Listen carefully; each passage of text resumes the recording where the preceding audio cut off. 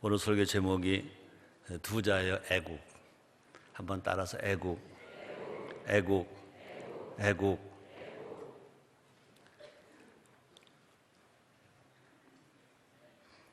오늘 제가 애국이라는 제목으로 설교하지 않으면 가슴이 막 터져 죽을 것 같아. 그래서 설교를 해야 되겠다. 또 애국가도 불러야 되겠다. 그러고 불렀어요. 물론 우리 교회는 국가 절기 때 3.1절, 제헌절, 광복절 때 애국가를 부르죠.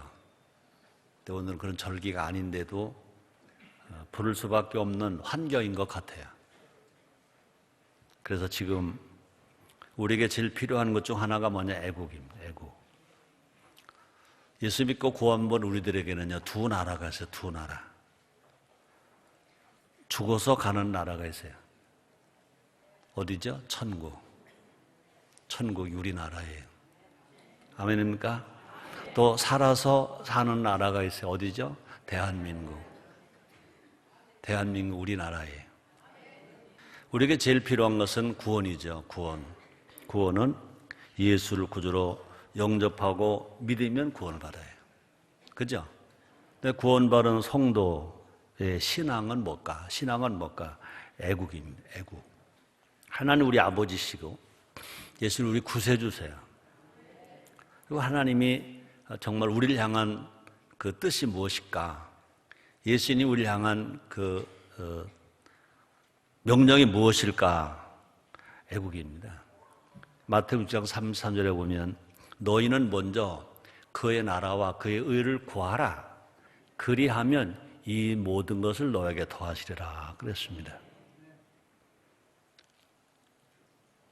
애국하면 모든 것이 잘 된다는 겁니다.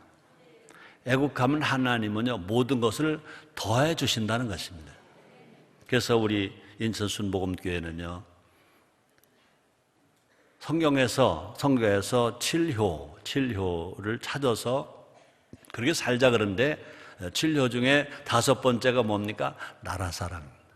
나라사랑. 구약 성경을 보나 신약 성경을 보나 하나님의 사람들을, 하나님이 쓰신 사람들, 하나님께 사랑을 받고 복받은 사람들은 모두가 다 애국자입니다. 다 애국자입니다. 또 뿐 아니라 예수님, 하나님 아들이고 우리의 구세주신데 예수님이 누구시냐고 물으신다면 예수님 애국자라고 말하겠어요.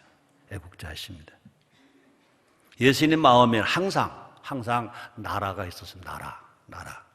예수님께서 우리들에게 주기도문을 가르쳐서 이렇게 기도하라 그러시면서 하신 말씀입니까? 하늘에서 우리 아버지여 이름이 거룩히 여길 바르시며 그 다음에 나라에 임하옵시며. 항상 예수님 마음속에는요, 하나님, 그 다음에 나라였다는 것입니다. 그래서 뿐 아니라 우리 조상들도요, 다 애국자셨어요. 애국을 너무너무 말을 많이 했었습니다. 신라의 화랑도 정신, 세속 5개, 첫째가 뭐냐? 애국입니다. 애국. 사군 이충 그랬습니다. 충성으로 임금을 섬긴다. 왕정시대에는 임금이 나라입니다. 그러므로 이 말은 뭐냐? 충성으로 나라를 섬긴다. 충성으로 나라를 섬긴다. 이것이 화랑도 정신 세속 5개 첫 번째입니다. 첫 번째. 또 고려의 정몽주는요, 목숨으로 애국을 지켰습니다. 너무나 잘 알잖아요. 이 몸이 죽고 죽어난 시조까지 남겼습니다. 잘 아시죠?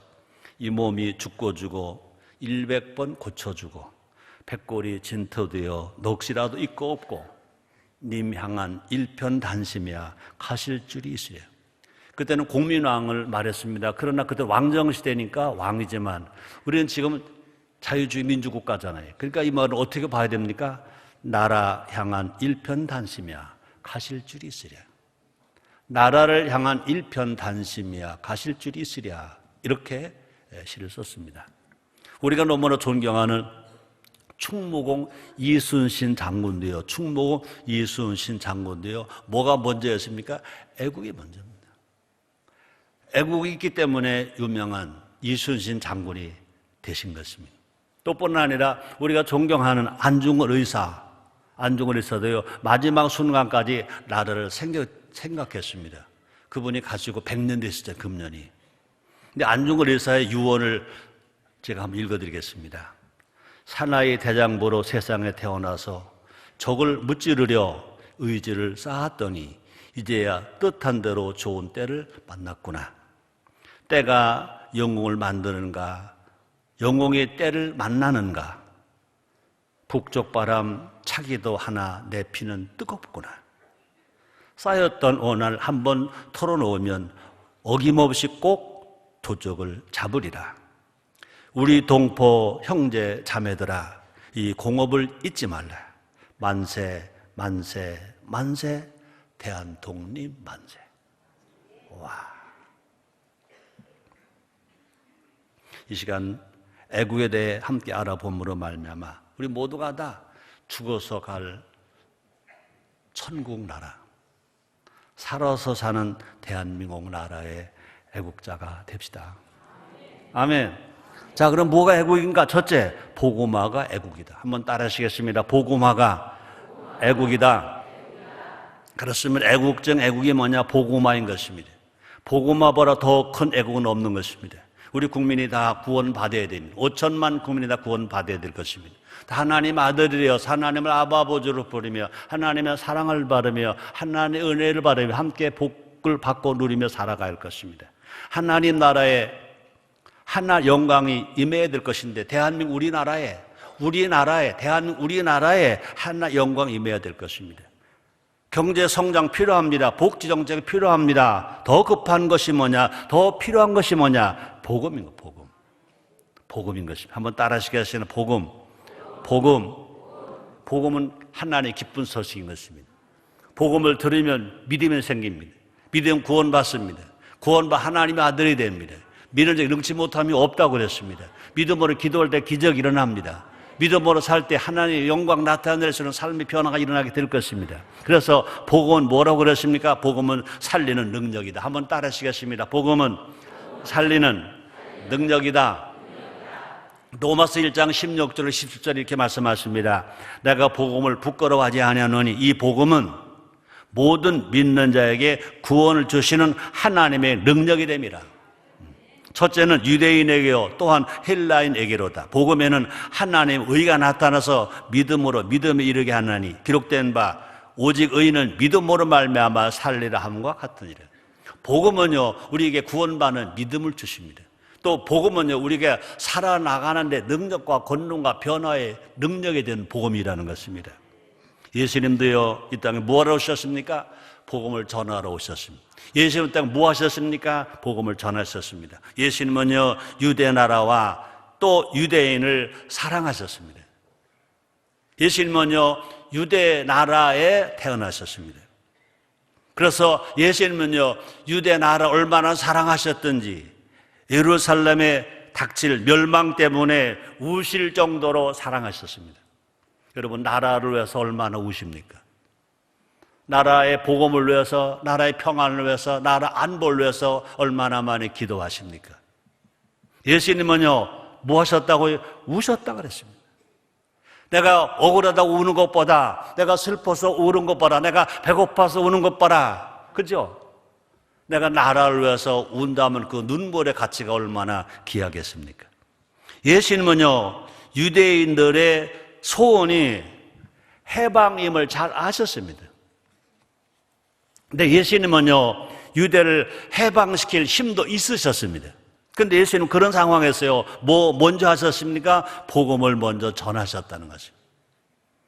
복음을 들을 기회도 유대인들에게 먼저 주셨다는 겁니다. 그래서 마태복음 10장 5절 6절 이렇게 말씀하십니다. 예수께서 이 12를 내어 보내시며 명하여 가라사대 이방의 길로도 가지 말고 사마리아인의 고래도 들어가지 말고 차라리 이스라엘 집에 잃어버린 양에게로 가라. 그러므로 뭐가 애국이냐? 복음 선포가 애국입니다. 전도가 애국인 것입니다. 그럼 우리는 심소 복음을 전함으로 대한민국을 복음의 나라로 만드는 우리 모두가 됩시다. 우리는요, 시편 기자가 이런 말을 합니다. 시편 34편 12절입니다. 여호와로 자기 하나님을 삼은 나라, 곧 하나님의 기업으로 빼신 바 된 백성은 복이 있도다.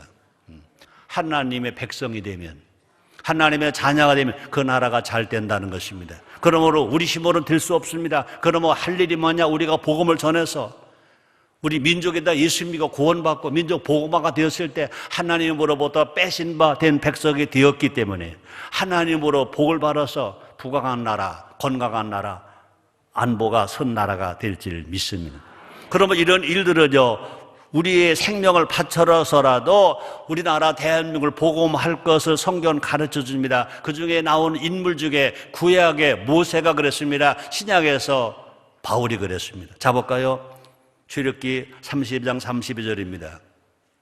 그러나 합의하시면 이제 그들의 죄를 사하시옵소서. 그렇지 않사오면 원컨대 주의 기록하신 책에서 내 이름을 지워 버려주옵. 누가 한 말입니까? 모세가 한 말인 것입니다. 그다음에 사도 바울의 고백이 있습니다. 로마서 9장 1절로 3절입니다. 사도 바울이 한 이야기입니다. 내가 그리스도 안에서 참말을 하고 거짓말 아니하노라. 내게 큰 의심이 있는 것과 마음에 그치지 않은 고통이 있는 것을 내 양심이 성령 안에서 나로 더불어 증거하노니 나 형제 곧 고력의 친척을 위하여 내 자신의 저주를 받아 그리스도께서 끊어질 자도 원하는 바로라. 한국 교회가 이런 기도해야 되고, 모든 지도자들이 모세 같은 심정으로, 바울 같은 심정으로 그 일을 직분을 감당한다면 우리나라는 행복할 수 있습니다. 북한의 핵 그까짓 겁니다. 그까짓 겁니다. 하나님 놀랍게 우리를 축복해 주실 줄 믿습니다. 자, 두 번째입니다. 국민이 국가를 위한 애국. 따랍다. 국민이 국가를 위한 애국. 여러분과 나는 다 누구죠? 국민입니다. 어느 나라 국민입니까? 대한민국 국민인 겁니다. 국민된 우리가 나라를 대한민국을 위해서 애국해야 된다는 것입니다. 교회가 왜 생겼습니까? 교회가 할 일이 무엇입니까? 나라를 사랑하기 위해서 교회가 세워진 것입니다. 목사의 사명이 뭐냐? 애국하는 겁니다. 한국 교회는요, 선교 초기부터 애국했습니다. 애국하기 때문에 술과 담배를 금하자 그랬습니다. 술과 담배를 금한 이유 중 하나가 애국이라고 그랬습니다. 1931년 잘 들었어요. 1931년. 그러면 최성교가 태어나기 10년 전입니다. 1931년 한국교회는 찬송가 중에 신정찬송가라는 이름으로 찬송가를 발간했습니다. 최성교 태어나기 10년 전입니다. 1931년입니다. 이 찬송가에는요, 금주가, 술 먹지 말자 금주가가 정식 찬송가로 채택이 되었습니다. 금주가를 정식 찬송가로 채택을 했습니다. 금주가의 가사를 보면 금주 이유가 나옵니다. 왜 금주해야 되느냐? 왜 술을 안 먹어야 되느냐? 4절입니다. 4절. 천부 주신 네 재능과 부모님께 받은 귀체, 술이 토끼 닫지 말고 국가 위에 일할지라.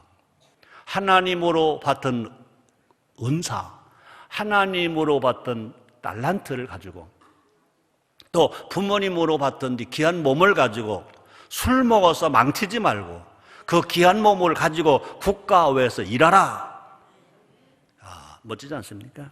또 그 후렴에 보면 이렇습니다. 마시지 말라 그 술, 보지도 말라 그 술, 조선사에 복받기는 금주함에 있느니라. 대한민국이 복받는 길이 뭐냐? 금주함에 있느니라. 아멘으로 되어 있습니다.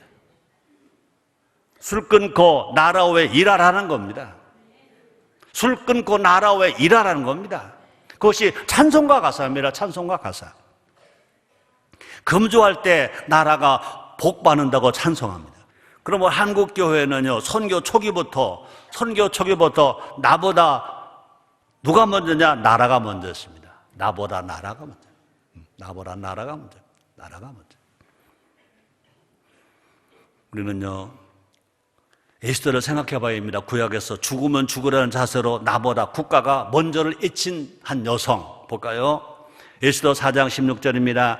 당신은 가서 수산에 있는 유다인을 다 모으고 나를 위하여 금식하되 밤낮 3일을 먹지도 말고 마시지도 마소서. 나도 나의 시녀로 더불어 이렇게 금식한 후에 규례를 어기고 왕에게 나아가리니 죽으면 죽으리이다.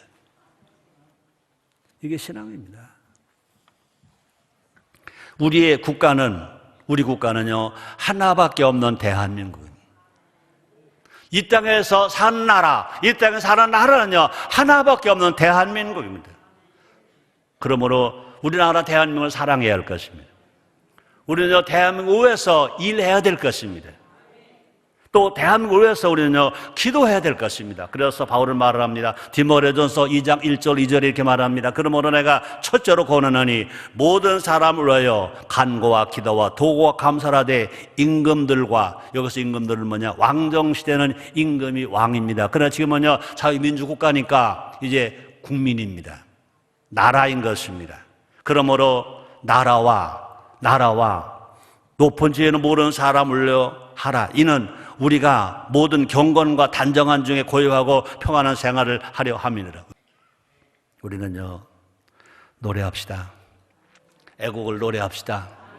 대한민국 세워질 때 국방 경비대 노래 알지 않습니까? 충성과 이 몸이 죽어서 나라가 선담 이슬같이 죽겠노라. 이 몸이 죽어서 나라가 선다면